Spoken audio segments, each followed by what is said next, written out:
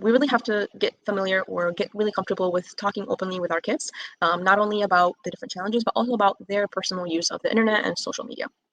Another really good tip is to keep screens and devices in open areas in the house, especially if your kids are on the younger side. This is definitely something that I had growing up. Our computers were always either in the living room or near the kitchen or just somewhere where our parents were kind of in and out very consistently.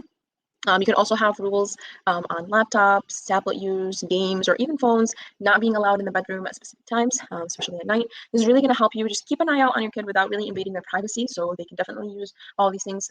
But again, you're not sitting right next to them and watching every single thing that they're doing, but also just kind of keeping an eye from a far away standpoint. As a parent, you can also learn about the different parental controls. Again, this is specifically for people that might have younger kids. Really feel comfortable to use it however you like.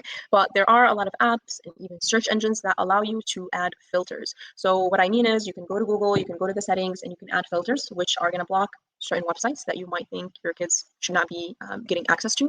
You can also even block certain apps off of their devices so they can't watch them. Or you can even lock them with certain passwords as well. Another tip for you is to know who your children's online friends are. Like we mentioned before, a lot of people can pretend like they are someone else. So try to get to know those friends that they might be building online if something does not seem. Other tips that I have for you is to be aware of protecting your privacy. So having serious and open conversations with your kids about their privacy on the internet is really important. A lot of apps do have a lot of settings when it comes to privacy. Might be a good idea to go through them with your kids and just kind of talk to them about how you feel about different privacy settings and what you're comfortable with and what they're really getting themselves into. Another thing that you can do to follow up is really get your kids to understand the idea of digital footprints. So a lot of times, especially if we have accounts that are public, that means it's open for everyone to see. We really can't control who takes screenshots, who saves our videos or pictures or any information that we put out. So a lot of people can save these things even after we take them down. So it's really hard for you to kind of retrieve all the information back. So having that open conversation, kind of telling them about those different things and what the dangers are could be a really good idea. Number 7 is to help your kids understand the dangers of keeping their locations on, especially when keeping them publicly.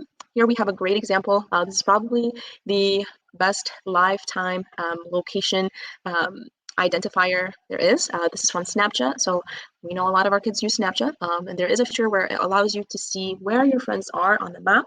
It can show if they are actually in a car, and again, this is lifetime. So if they are driving somewhere, you can see that they're driving and kind of just follow their tracks that way, or you can see where they live or if they're at school. So this could be really dangerous, especially if this is public. So this can make it really easily for people to come and rob their houses or meet them at places or find them. So it can be really dangerous, especially for our kids.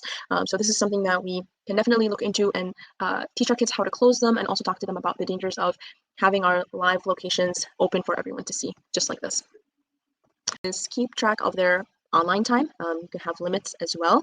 There are a lot of studies that suggest that if your kids are around 5 to 17 years old, they should really just be getting 2 hours of screen time. Now, our phones are pretty sophisticated. All of our devices are as well. So whether it's computers or tablets, a lot of them do analyze the use of the devices. So on iPhone, this is what it would look like.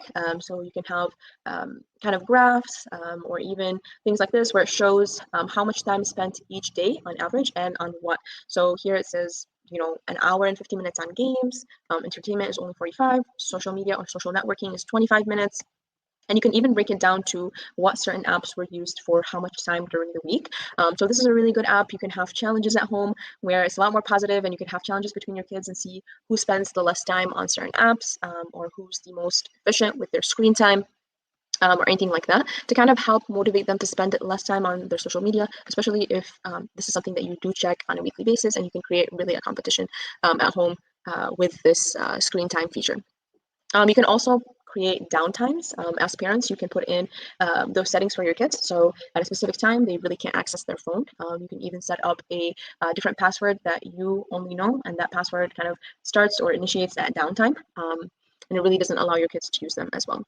Like we mentioned before, number 9 is just kind of be social network savvy. So educate yourself on social media, the different networks, the different trends. This could be done simply through a Google search, or what's easier is really creating those accounts, getting familiar with them, and just seeing what's popular, what's trending, and what a lot of teens are doing with those different platforms. The last tip I have here is to lead by example. So this is something that I like to preach all the time. Our kids are always watching us, even if we think they aren't. And we actually are a really good role model for them, even if we don't believe it. So our kids are always watching us.